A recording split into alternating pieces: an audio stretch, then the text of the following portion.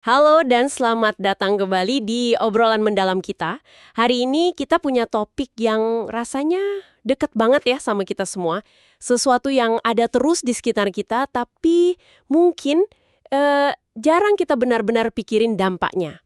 Musik. Pernah nggak sih Anda ngerasa, wah denger lagu ini kok jadi semangat kerja ya? Atau malah jadi baper gitu, terhanyut? Nah, sumber kita kali ini itu bab 19 dari buku Brain Power. Judul babnya aja udah bilang kalau musik itu sebaiknya jadi bagian hidup kita sehari-hari. Jadi, misi kita sekarang nih, kita mau coba bongkar gimana sih nada-nada itu yang kesannya cuma hiburan, ternyata bisa aktif membentuk otak kita, ngaruh ke mood, bahkan mungkin nih bisa jadi semacam tameng buat lawan pikun pas tua nanti. Tentu, tentu. Bab ini memang menarik banget, karena dia nggak cuma ngomongin selera musik, tapi ngasih lihat bukti-bukti ilmiahnya. Jadi interaksi kita sama musik itu ternyata ada efek nyatanya ke cara kerja otak, bahkan ke struktur fisiknya loh. Ini bukan sekedar suka nggak suka gender A atau B, tapi lebih ke gimana kita bisa manfaatin musik sebagai, ya semacam latihan otak harian gitu. Oke. Ini langsung ada klaim menarik nih di awal. Katanya para musisi itu sering punya keunggulan kognitif. Maksudnya gimana tuh? Emang otak mereka beneran beda ya? Iya, benar sekali. Jadi, penelitian-penelitian, termasuk yang studi skala besar itu ya, nunjukin emang ada perbedaan struktur yang signifikan di otak para musisi. Bayangin aja, kayak jalur komunikasi antar area di otak mereka itu lebih lancar, lebih intensif gitu. Nah, yang paling seru nih, ini tuh tampaknya bukan melulu karena bakat lahiriah aja.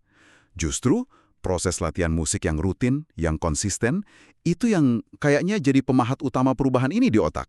Oh, jadi kuncinya di latihan aktif itu ya? Bukan sekedar, wah saya punya bakat musik nih. Saya jadi penasaran nih, sumber ini ada ngebandingin nggak sih dampaknya? Misalnya antara musisi profesional yang latihannya gila-gilaan, sama yang main musik cuma buat hobi, atau malah yang nggak main sama sekali?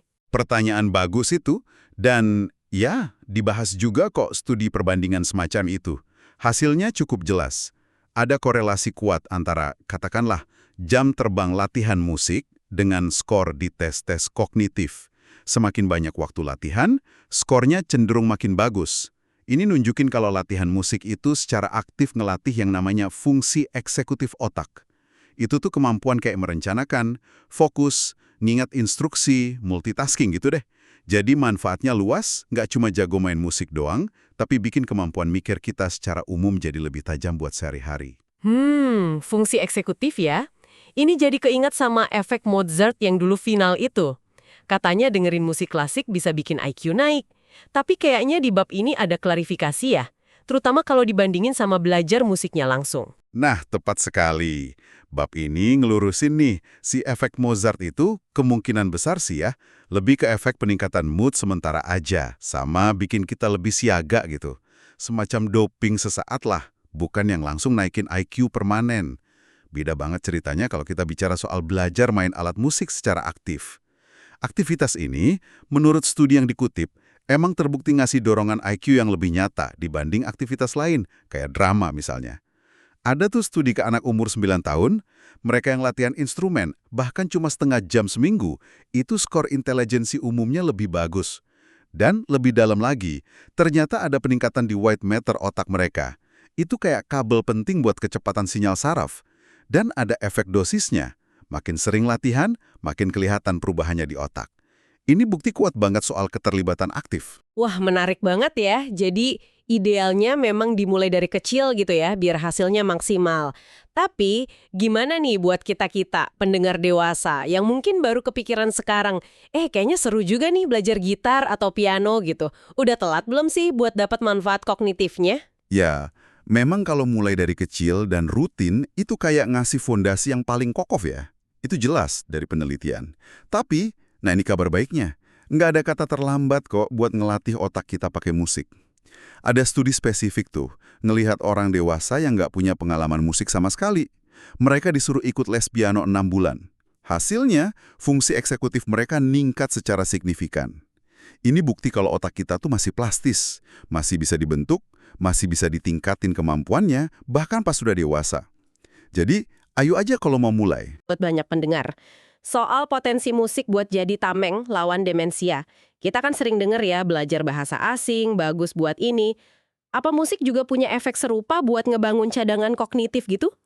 Bukti-bukti awalnya sih sangat menjanjikan ya, meskipun riset spesifik di musik ini mungkin belum sebanyak soal bilingualisme. Tapi coba bayangin ini deh, ada studi longitudinal ngikutin orang selama 5 tahun. Ketemuannya, main alat musik rutin itu salah satu aktivitas waktu luang bareng sama baca, main kartu, nari, yang secara signifikan nurunin resiko demensia pada lansia. Terus ada lagi yang lebih gila, studi ke pasangan kembar identik. Kembaran yang musisi itu risikonya kena demensia atau gangguan kognitif 64% lebih rendah dibanding kembarannya yang nggak main musik. Padahal genetik dan lingkungan awal mereka kan sama persis ya. Wow, 64% itu gede banget loh.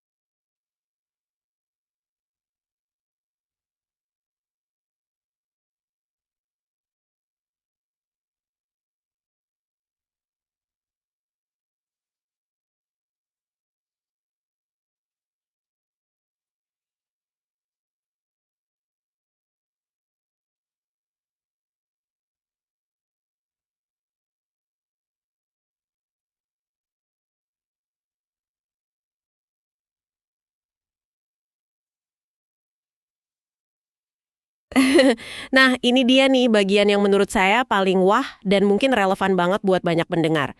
Soal potensi musik buat jadi tameng lawan demensia. Kita kan sering dengar ya belajar bahasa asing, bagus buat ini. Apa musik juga punya efek serupa buat ngebangun cadangan kognitif gitu? Bukti-bukti awalnya sih sangat menjanjikan ya, meskipun riset spesifik di musik ini mungkin belum sebanyak soal bilingualisme. Tapi coba bayangin ini deh, Ada studi longitudinal ngikutin orang selama 5 tahun. Ketemuannya, main alat musik rutin itu salah satu aktivitas waktu luang bareng sama baca, main kartu, nari, yang secara signifikan nurunin resiko demensia pada lansia. Terus ada lagi yang lebih gila, studi kepasangan kembar identik. Kembaran yang musisi itu risikonya kena demensia atau gangguan kognitif 64% lebih rendah dibanding kembarannya yang nggak main musik. Padahal genetik dan lingkungan awal mereka kan sama persis ya. Wow, 64% itu gede banget loh.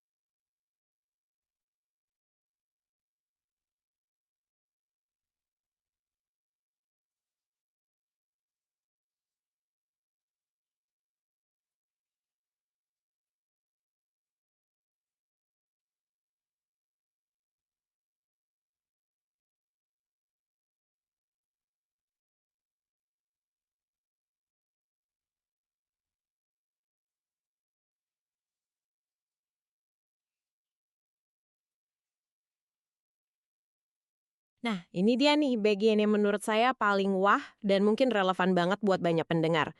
Soal potensi musik buat jadi tameng lawan demensia. Kita kan sering dengar ya belajar bahasa asing, bagus buat ini.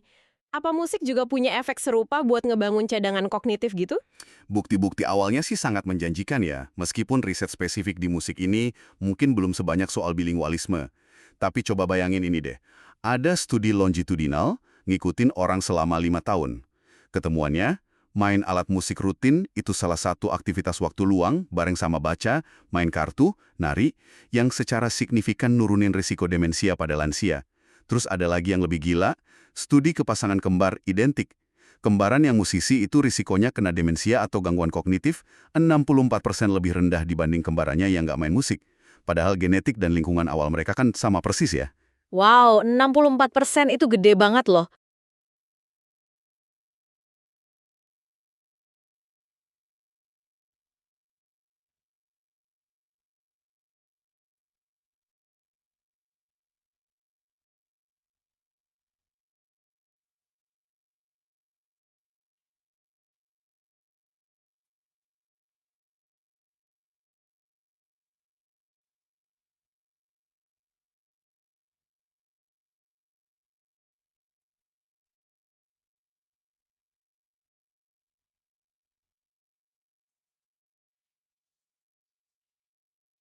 Nah, ini dia nih bagian yang menurut saya paling wah dan mungkin relevan banget buat banyak pendengar. Soal potensi musik buat jadi tameng lawan demensia. Kita kan sering dengar ya belajar bahasa asing, bagus buat ini. Apa musik juga punya efek serupa buat ngebangun cadangan kognitif gitu? Bukti-bukti awalnya sih sangat menjanjikan ya, meskipun riset spesifik di musik ini mungkin belum sebanyak soal bilingualisme. Tapi coba bayangin ini deh, Ada studi longitudinal ngikutin orang selama 5 tahun. Ketemuannya, main alat musik rutin itu salah satu aktivitas waktu luang bareng sama baca, main kartu, nari, yang secara signifikan nurunin resiko demensia pada lansia. Terus ada lagi yang lebih gila, studi ke pasangan kembar identik. Kembaran yang musisi itu risikonya kena demensia atau gangguan kognitif 64% lebih rendah dibanding kembarannya yang nggak main musik. Padahal genetik dan lingkungan awal mereka kan sama persis ya. Wow, 64% itu gede banget loh.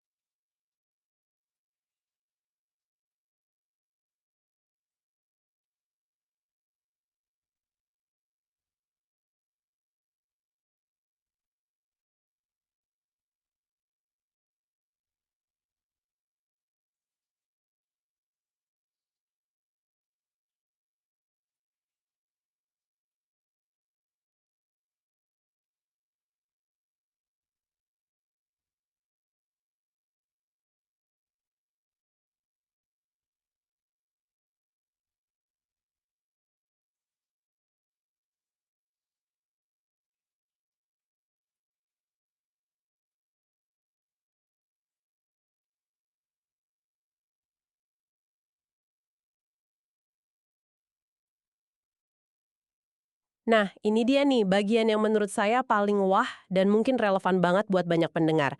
Soal potensi musik buat jadi tameng lawan demensia. Kita kan sering dengar ya belajar bahasa asing, bagus buat ini. Apa musik juga punya efek serupa buat ngebangun cadangan kognitif gitu? Bukti-bukti awalnya sih sangat menjanjikan ya, meskipun riset spesifik di musik ini mungkin belum sebanyak soal bilingualisme. Tapi coba bayangin ini deh, ada studi longitudinal ngikutin orang selama 5 tahun. Ketemuannya, main alat musik rutin itu salah satu aktivitas waktu luang bareng sama baca, main kartu, nari, yang secara signifikan nurunin risiko demensia pada lansia. Terus ada lagi yang lebih gila, studi ke pasangan kembar identik. Kembaran yang musisi itu risikonya kena demensia atau gangguan kognitif 64% lebih rendah dibanding kembarannya yang nggak main musik. Padahal genetik dan lingkungan awal mereka kan sama persis ya. Wow, 64% itu gede banget loh.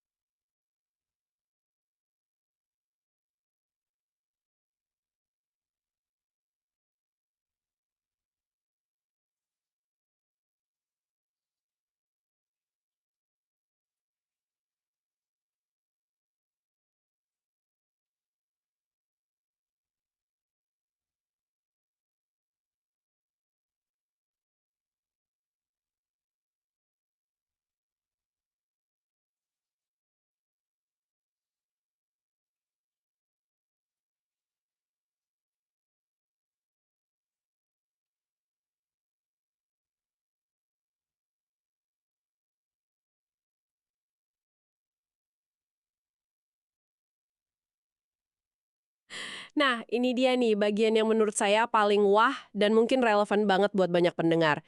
Soal potensi musik buat jadi tameng lawan demensia. Kita kan sering dengar ya belajar bahasa asing, bagus buat ini. Apa musik juga punya efek serupa buat ngebangun cadangan kognitif gitu?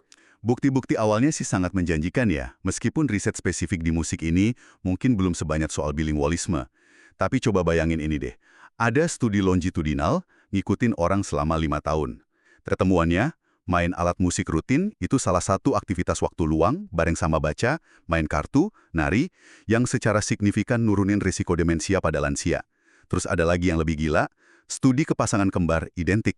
Kembaran yang musisi itu risikonya kena demensia atau gangguan kognitif 64% lebih rendah dibanding kembarannya yang nggak main musik. Padahal genetik dan lingkungan awal mereka kan sama persis ya. Wow, 64% itu gede banget loh.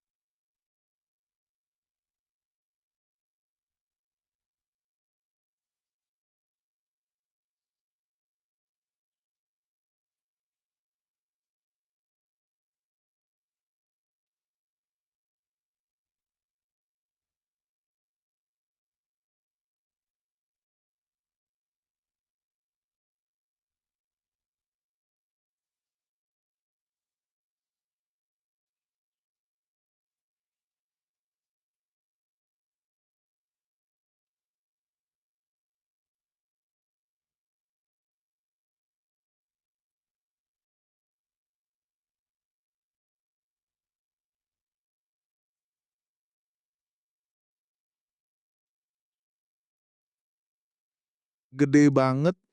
Terus ada lagi riset lain yang nemuin volume otak di area-area penting buat fungsi eksekutif, memori, belajar, emosi itu lebih besar pada lansia yang punya riwayat latihan musik. Semua ini nunjuk ke konsep cadangan kognitif atau cognitive reserve tadi. Analoginya mungkin kayak kita nabung kemampuan di otak. Semakin banyak tabungan, lewat aktivitas menantang kayak musik, semakin tahan banting otak kita kalau ada kerusakan karena penuaan atau penyakit gitu. Oke, jadi kayak investasi jangka panjang buat kesehatan otak ya. Tapi ada nggak sih penelitian yang lagi jalan sekarang yang mau lihat apakah kalau kita baru mulai latihan musik pas udah tua, itu bisa beneran ngerem penurunan kognitif? Nah, itu pertanyaan penting banget selanjutnya. Sumber kita ini nyebutin ada studi-studi kayak TBM, Train the Brain with Music di Eropa. Mereka lagi coba jawab persis pertanyaan itu. Pengen lihat apakah intervensi musik yang terstruktur buat lansia itu beneran bisa jadi terapi aktif buat jaga fungsi otak. Jadi ini area riset yang lagi hot banget. Oke. Tadi kan manfaat jangka panjang ya, kayak cegah demensia. Kalau manfaat yang langsung kerasa gitu, di sini dan saat ini. Misalnya buat bantu kita fokus kerja atau belajar sehari-hari. Saya baca ada kaitan sama penelitiannya Psyche Lowy dan aplikasi kayak Brain.fm itu. Betul. Penelitiannya Cyclowi dan timnya, seperti yang dijelasin di bab ini, nemuin hal menarik soal frekuensi suara. Ternyata, frekuensi tertentu kalau disisipin secara pas ke dalam musik, itu bisa bikin gelombang otak kita kayak ngunci atau sinkron sama frekuensi itu. Hasilnya, kemampuan atensi berkelanjutan kita ningkat.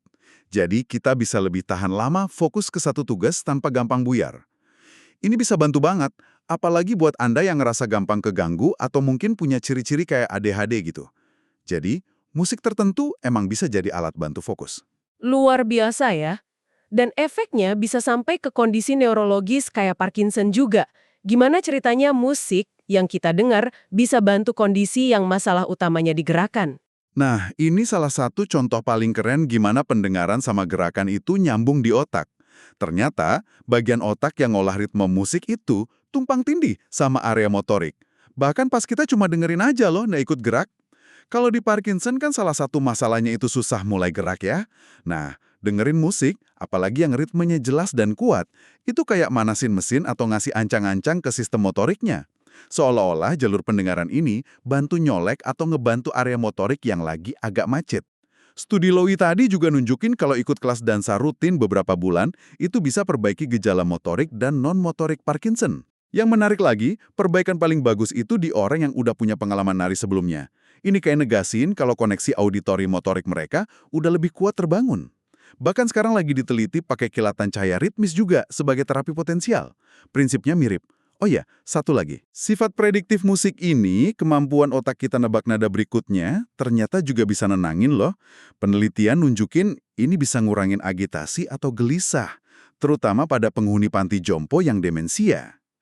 Di tengah kebingungan karena lupa ingatan, pola musik yang bisa ditebak itu kayak ngasih pegangan, rasa nyaman, dan struktur gitu.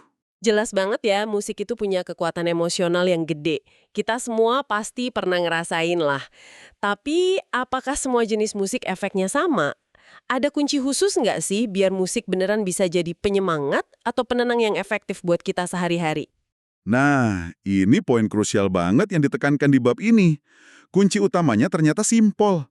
Dengerin musik yang Anda pilih dan Anda sukai. Titik. Kenapa itu?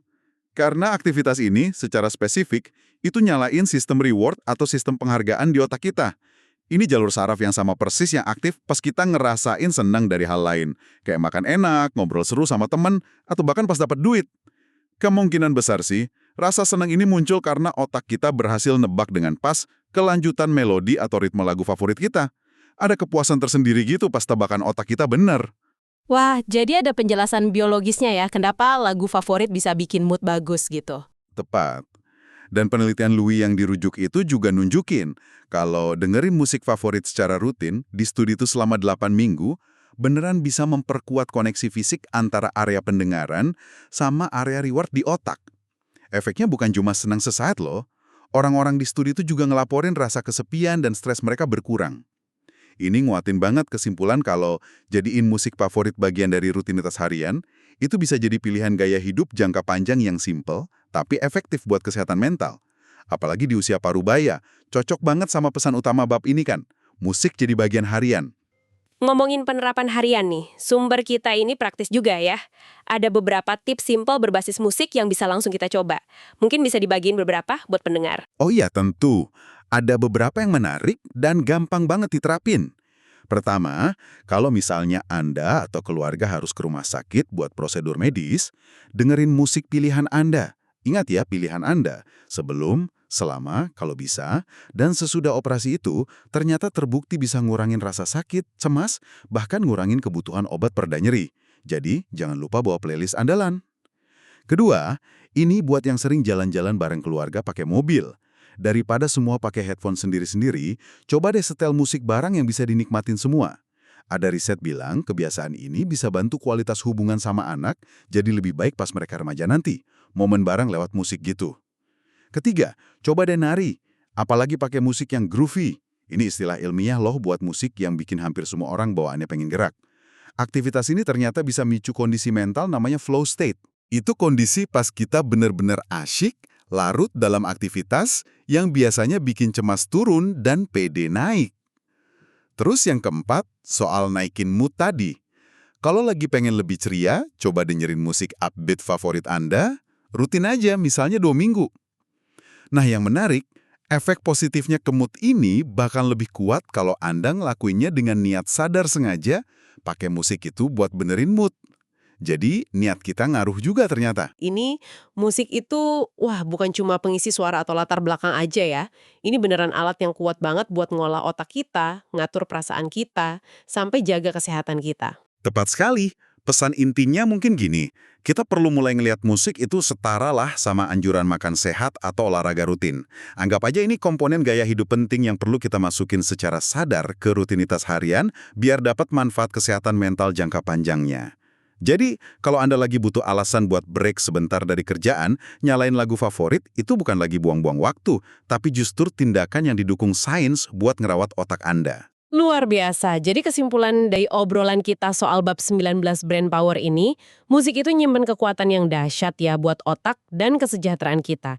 Mulai dari bikin kita lebih tajam mikirnya, kayak memori dan fokus, terus bisa jadi booster mood instan, bantu konsentrasi, sampai potensinya jadi semacam perisai jangka panjang buat lawan penurunan kognitif kayak demensia. Dan hebatnya lagi, manfaat ini bisa didapat baik dari cuma dengerin secara aktif, atau kalau mau lebih terlibat, ya main musik atau nari sekalian. Ini juga jadi pengingat penting ya buat Anda semua kalau kunci efektivitas musik itu ada di pilihan pribadi kita. Musik yang benar-benar Anda suka dan pilih, itulah yang paling jago nyalain sistem reward di otak, yang paling nendang naikin moodnya dan ngasih potensi manfaat jangka panjang lainnya. Jadi, yuk kita lebih sadar milih soundtrack harian kita. Ya. Dan fakta bahwa musik pilihan kita punya efek biologis sekuat itu ya ke sistem reward dan mood kita, ini jadi mikir juga sih. Muncul satu pertanyaan lanjutan yang mungkin menarik buat Anda renungkan nanti. Terus gimana dengan semua suara dan musik di sekitar kita yang nggak kita pilih? Suara bising lalu lintas yang terus-terusan, rentetan notifikasi HP yang nggak ada habisnya, musik latar di mall atau kafe yang kadang nggak nyambung sama selera kita. Seberapa besar sih soundtrack kehidupan modern yang nggak kita atur sendiri ini, secara diam-diam, mungkin ikut ngebentuk kondisi mental kita, tingkat stres kita, bahkan mungkin kemampuan fokus kita dari hari ke hari tanpa kita sadari ya. Wah, sebuah pemikiran yang menarik tuh buat dibawa pulang. Terima kasih banyak sudah bergabung dalam obrolan mendalam kita kali ini. Sampai jumpa di kesempatan berikutnya ya. Kita akan terus gali pengetahuan menarik lainnya, bareng-bareng.